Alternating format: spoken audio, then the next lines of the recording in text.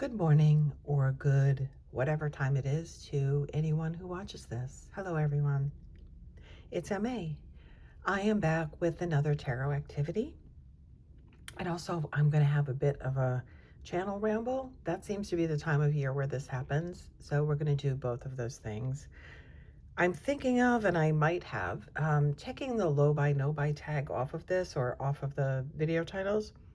I'm not sure, and I'm not sure why. I think because I want to think of these videos as play and not being a part of any niche or movement, or I just want them to be their own thing going forward. So anyway, there is that. So to start with the channel ramble, Happy New Year, everyone, question mark. 2026 is already turning out to be just as raggedy, shaggedy, and full of ungood things as last year. So I think this is a challenge when it comes to making content and existing, quite honestly. But primarily, I'm here for joy and happiness and to be part of something that I love. And so I will continue on as I see and feel fit from time to time. Thank you. I know I seem to be getting a trickle of new subscribers, and I really appreciate it. And quite honestly, I grew up in a small town, in a small family, and with a graduating high school class of barely over 100 people. So I have no goals to grow this channel. I have no goals to up my production values and all these things. So we are what we are here. So if that resonates with you, I'm first of all kind of shocked and surprised, but just, thank you for tuning in now and then. I do appreciate um, the interactions with all of you. So speaking of that, the time between like the end of December and January 1st or 2nd for me always feels like this liminal and energizing kind of quiet time in some ways, where all of a sudden everything feels possible to me, and I do have some downtime. I'm filled with ideas. I have a lot of energy. As you might have noticed if you tuned in before, I was putting out videos almost every day. And then the New Year kicks in. And then the first thing that happens is, even though I was working on Skeleton Crew, everyone else comes back to work all revved up from their vacations and put the pedal to the floor. And I'm not prepared to deal with that. My job is kind of a little overwhelming to me right now. And so I'm struggling with the energy level for that. Again, I'm in a privileged position. I still have my job. I've worked there for 28 years. It's been a great accidental career, but I'm tired and it takes a lot out of me. So I'm not here as often. So speaking of that, what ends up happening is I'm not spending as much time engaging with other people's content. I'm behind on responding to comments. So I start to kind of fade away a little bit from, the YouTube thing. And like I said, I will come and go as I see fit. I'm not a person. I'm just going to talk a little bit about what I'm hoping the vibe is here. Again, I have no like growth goals. If you notice, I never ask you to hit the like button or subscribe because it's just not a concern for me. I appreciate it, but I'm not requesting it. I want to stay small. I'm not a person who has any theory of any kind of personal brand. In fact, I find personal brand culture kind of gross. I'm not trying to stake out any territory. I'm here to be part of a collective. I hope I'm not ever sounding like I'm trying to put myself out as any kind of expert. I'm here to gather and respond.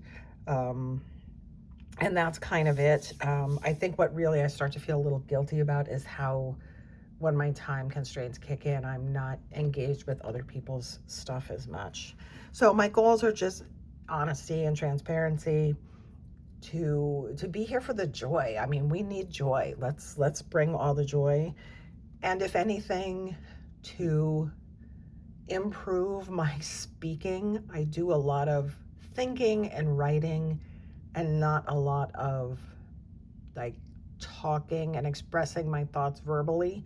So I do try to listen back to some of my videos, notice that I need to slow my speech down, notice what my repeated interjections are, and from time to time attempt to pay some attention to making that better for the benefit of all parts of my life. So thank you for humoring me for that. So aside from my job, I'm just going to give you a little rundown of other things in my life.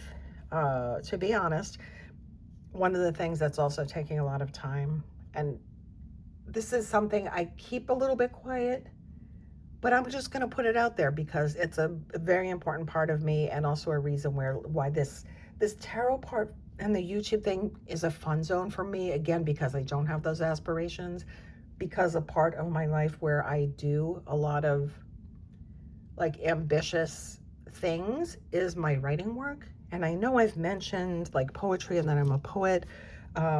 Just to give you some street cred, this is an assortment of print journals that my work has been published in. I've also been published in a lot of online journals.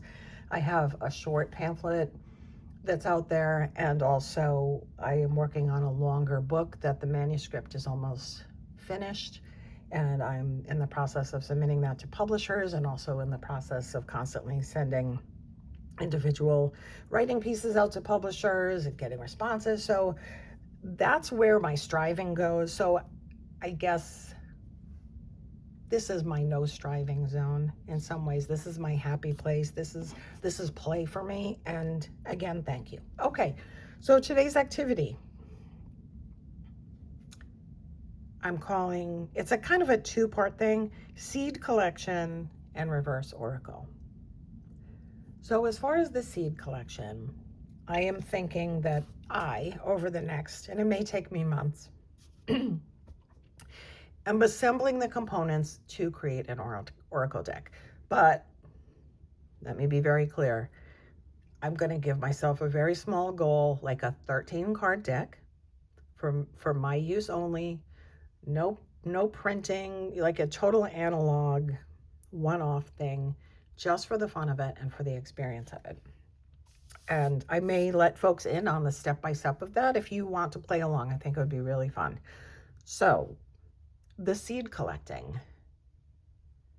The seeds, as we're watching, if you are on low buy, no buy, and you're still watching deck videos, or you have decks on your wish list, or what Julie at Peekaboo Rose calls the retail temptations list, I don't think it's a bad thing if you're looking at those oracles and writing down keywords that are appealing to you. Words are not, intellectual property, individual words. I think it's a cool thing. If you're watching a TV show, somebody says a cool word. If there's an object that appeals to you and you write down the word. So as far as collecting the seeds, I think you need a container to put the seeds in. The container could be a notebook. I have a fishbowl that I keep writing prompts in. I have a lot of small containers. Find a place to collect the keywords, and I will include phrases. And as an example of a notebook collection, whenever I'm reading poetry or other writing, if I find an interesting question, I write the question down in this notebook. And I've been doing this for years, and I have like this whole book of questions. And I use them for writing prompts, but you could also collect things that resonate for an oracle deck, or even for tarot journaling. Do senses precede the soul? That's a quote from Etel Adnan from the book Sea and Fog. So that's another way to collect, is in a notebook. So yes, I would start with collecting the keywords. And another thing to keep your eyes and senses open to is to keep an eye out for containers that when it's actual physical deck creation time, you might put the cards into. And of course, the container size and shape will dictate what the cards end up looking like. So some containers I have put existing decks into over time. This is a matchbox that when I got the little mini Roots and Wings, it came without a box. So I painted a sliding matchbox and put that in there. There's, of course, mint tins. It's the time of year where you might have gotten little gifts, whether it's jewelry, food, but these were boxes from like a snack tower someone sent of different snacks, and I've used these adorable boxes to put in some decks that were in kind of fragile bags and needed some more protection. Tea tins is a good thing to maybe collect the seed phrases and words in rather than the cards, but who knows. Even a jar. So you're going to find some containers that might actually eventually contain the oracle deck, or that you can collect your seeds in.